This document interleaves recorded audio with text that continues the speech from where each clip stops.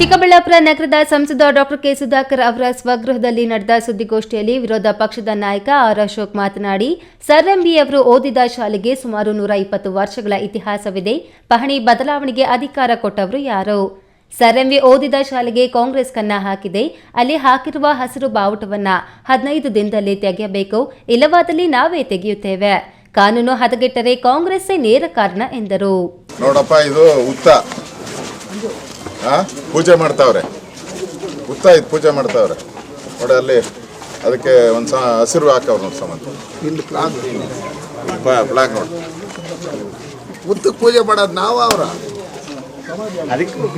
ಈ ಸಾಬ್ರು ಏನ ಪೂಜೆ ಮಾಡ್ತಾರಪ್ಪ, ಉತ್ತಕ್ಕೆ ಮಾಡ್ತಾರ, ಇದೆಲ್ಲ ಮಾಡ್ತಾರ. ನೋಡಿ ಅಲ್ಲಿ ಸಮಾಧಿ ಅಂತ ಮಾಡ್ಕೊಂಡವ್ರು, ಏನೋ ಸಮಾಧಿ ಐತೆ ಅಲ್ಲಿ. ಫ್ಲಾಗ್ ನೋಡ್ರಿ, ಸ್ಕೂಲ್ ಒಳಗಡೆ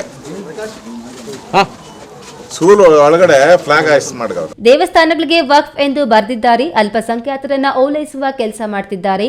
ವಕ್ಫ್ ಬೋರ್ಡ್ಗೆ ಪರಮಾಧಿಕಾರ ಕೊಟ್ಟಿದ್ದು ಕಾಂಗ್ರೆಸ್. ಮುಸ್ಲಿಮರಿಗೆ ಪ್ರತ್ಯೇಕ ದೇಶ ಕೊಟ್ಟರು. ಈಗ ರಾಜ್ಯದಲ್ಲಿರುವ ಭೂಮಿ ಎಲ್ಲ ನಮ್ಮದೇ ಎನ್ನುತ್ತಿದ್ದಾರೆ. ಸಚಿವ ಜಮೀರ್ ದುಷ್ಟಕೂಟದಿಂದ ನಡೆಯುತ್ತಿರುವ ಚಿತಾವಣೆ ಇದು. ಕೋಮುಗಲಭೆಗೆ ಕುಮ್ಮಕ್ಕು ಕೊಡ್ತಿರೋದೇ ಕಾಂಗ್ರೆಸ್. ಇದು ಬಿಜೆಪಿ ವಿಷಯವಲ್ಲ, ಜನರ ಸಮಸ್ಯೆ. ಇಡೀ ರಾಜ್ಯದಲ್ಲಿ 15 ದಿನ ಹೋರಾಟ ಮಾಡುತ್ತೇವೆ. ವಕ್ಫ್ ಹೆಸರಿಗೆ ಹೋಗಿರುವ ಜಮೀನನ್ನ ಜನರಿಗೆ ಕೊಡಿಸುತ್ತೇವೆ ಎಂದು ಅಶೋಕ್ ಹೇಳಿದರು. ಒಂದಡಿ ಪಕ್ಕದಲ್ಲೇ ಶಾಲೆ ಇದೆ, ಒಂದಡಿ, ಏನು ಕಾಂಪೌಂಡ್ ಇಲ್ಲ. ಇವರೆಲ್ಲ ಪ್ರೇಯರ್ ಶುರು ಮಾಡಿದ್ರೆ ಮಕ್ಕಳು ಯಾವ ಪ್ರೇಯರ್ ಮಾಡಬೇಕು? ಇವ್ರು ಪ್ರೇಯರ್ ಶುರು ಮಾಡಿದ್ರೆ ಮುಸಲ್ಮಾನರು, ಈ ಮಕ್ಕಳು ಯಾವ ಪ್ರೇಯರ್ ಮಾಡಬೇಕು? ಶಾಲಾ ಮಕ್ಕಳು ಪಾಠ ಕೇಳಂಗೆ ಇಲ್ಲ, ಬರೀ ಇವ್ರದೇ ಗಲಾಟೆ.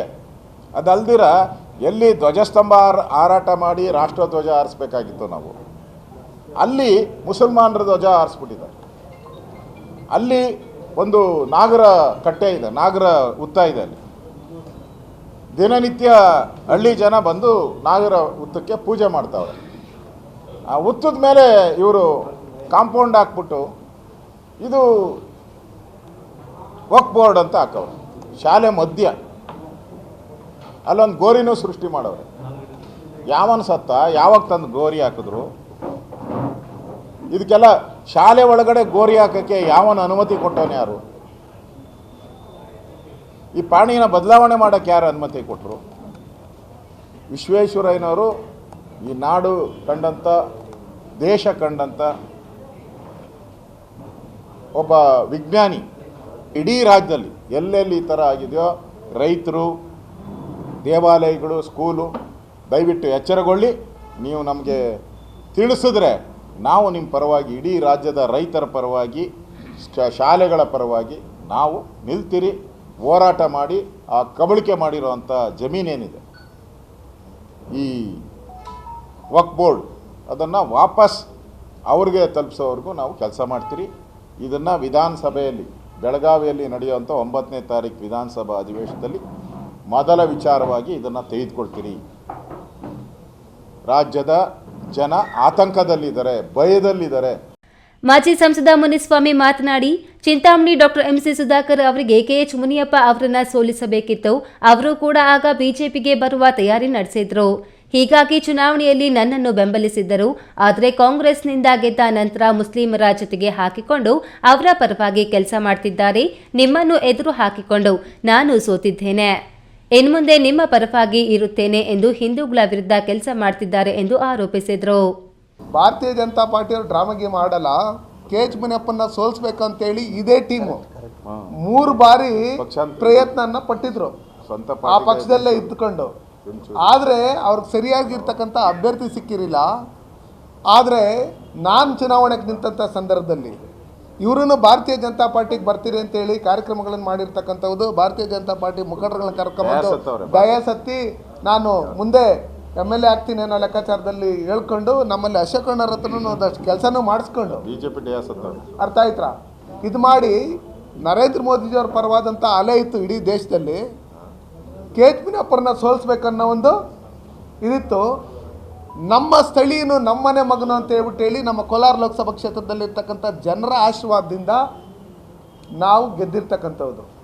ಗೆದ್ದು ನಾವು ಯಾವುದು ಮನೆಯಾಳ ಕೆಲಸ ಏನು ಮಾಡಿಲ್ಲ. ನಾವು ಯಾವುದೇ ಒಂದೇ ಒಂದು ರೂಪಾಯಿ ಭ್ರಷ್ಟಾಚಾರದ ಕೆಲಸ ಏನೂ ಮಾಡಿಲ್ಲ. ಯಾವ ಧರ್ಮದ ಬಗ್ಗೆ ವಿಷಬೀಜ ಬಿತ್ತಂಥ ಕೆಲಸಗಳು ಮಾಡಿಲ್ಲ. ಈ ಕಾಂಗ್ರೆಸ್ ಸರ್ಕಾರದಲ್ಲಿ ಇವರು ಮಂತ್ರಿಗಳಾಗಿ ಇವ್ರ ಯೋಗ್ಯತೆಗೆ ಈ ಕರ್ನಾಟಕ ರಾಜ್ಯದಲ್ಲಿ ಬಹುಸಂಖ್ಯಾತರಾದಂಥ ಬೇಕಾದಷ್ಟು ಜನ SCಗಳಿದ್ದೀರಿ, STಗಳಿದ್ದೀರಿ, ಒಕ್ಕಲಿಗರಿದ್ದೀರಿ, ತಿಗಳರಿದ್ದೀರಿ, ಕುರುಬರಿದ್ದೀರಿ, ಬಲ್ಜಿಗರಿದ್ದೀರಿ, ಲಿಂಗಾಯತರಿದ್ದೀರಿ, ಬ್ರಾಹ್ಮಣರಿದ್ದೀರಿ, ಎಲ್ಲರೂ ಇದ್ದೀರಿ. ಯಾರಿಗೂ ಇವರ ಅಧಿಕಾರದ ಅವಧಿಯಲ್ಲಿ 1.5 ವರ್ಷದಿಂದ 1 ಎಕರೆ ಜಮೀನನ್ನು ಆಗಲಿ ಇಲ್ಲಾಂದರೆ ಒಂದು 30-40 ಸೈಟನ್ನಾಗಲಿ ಬಡವ್ರಿಗೆ ಕೊಟ್ಟಿಲ್ಲ. ಇವರು ಇಷ್ಟು ಬ್ರಿಲಿಯಂಟು ಅನ್ನೋ ಲೆಕ್ಕಾಚಾರದಲ್ಲಿ ಅಂಥವ್ರು ಓದಿರ್ತಕ್ಕಂಥದ್ದು. ಅವರು 1861 ಹುಟ್ಟಿದ್ರು ಅಂದರೆ 1868 66 ಅವರು ಆ ಶಾಲೆಯಲ್ಲಿ ಓದಿದ್ರೆ ಆ ಶಾಲೆಯನ್ನು ನೀವು ಅಕ್ಬೋರ್ಡ್ಗೆ ಸೇರಿಸಿ ಇವತ್ತು ಅದನ್ನು ಮರೆಮಾಚೋದಕ್ಕೋಸ್ಕರ ಬೇರೆ ಬೇರೆ ಎಲ್ಲೆಲ್ಲೋ ವಾಮ ಮಾರ್ಗಗಳಲ್ಲಿ ಹೋಗ್ತಾ ಇದ್ದೀರಲ್ಲ, ಪಾರಾಯಟಕ್ಕೆ ಅವ್ರು ಸೇರಿಸ್ಬಿಟ್ರಿ ಇವ್ರು ಸೇರಿಸ್ಬಿಟ್ರಿ ಅಂತ. ಅಶೋಕಣ್ಣ ರವೀಂದ್ರ ಮಿನಿಸ್ಟರ್ ಆಗಿದ್ದಾಗ ರೈತರನ್ನ ಉಳಿಸೋಂಥ ಕೆಲಸ, ಕಾಡು ಕುರುಬ, ಜೇನು ಕುರುಬ, ಕಾಡುಗೊಲ್ಲ ಇವರೆಲ್ಲ ಯಾರ್ಯಾರು ಪ್ರಾಣಿಗಳ ಜೊತೆಯಲ್ಲಿ ಏನು ಭಯಭೀತರಾಗಿ ಬದುಕ್ತಾ ಇದ್ರು, ಯಾರ್ಯಾರು 2 ಎಕರೆ 3 ಎಕರೆ ಜಮೀನನ್ನ ಉಳಿಸ್ಕೊಂಡಿದ್ರು, ಉಳುಮೆ ಮಾಡ್ತಾಯಿದ್ರು, ಅವ್ರಿಗೆಲ್ಲ ಪಾಣಿಗಳನ್ನು ಕೊಟ್ಟಿರ್ತಕ್ಕಂಥದ್ದು ಅಶೋಕಣ್ಣವ್ರು ಕಂದಾಯ ಮಂತ್ರಿಗಳಾಗಿದ್ದಾಗ. ನಿಮ್ಮ ಥರ ಸಬ್ ರಿಜಿಸ್ಟರ್ ವ್ಯಾಲ್ಯೂ ಜಾಸ್ತಿ ಮಾಡಿಲ್ಲ. ಸುದ್ದಿಗೋಷ್ಠಿಯಲ್ಲಿ ಸಂಸದ ಡಾಕ್ಟರ್ ಕೆ ಸುಧಾಕರ್, ಮುಖಂಡರಾದ KV ನಾಗರಾಜ್, ಸಿಕಲ್ ರಾಮಚಂದ್ರ ಗೌಡ, ನಗರಸಭೆ ಅಧ್ಯಕ್ಷ ಎ ಗಜೇಂದ್ರ ಇತರರು ಹಾಜರಿದ್ದರು. ಕ್ಯಾಮರಾ ಪರ್ಸನ್ ಅಶ್ವಥ್ ಜೊತೆ KS ನಾರಾಯಣಸ್ವಾಮಿ, ಈ ನ್ಯೂಸ್ ಟಿವಿ, ಚಿಕ್ಕಬಳ್ಳಾಪುರ.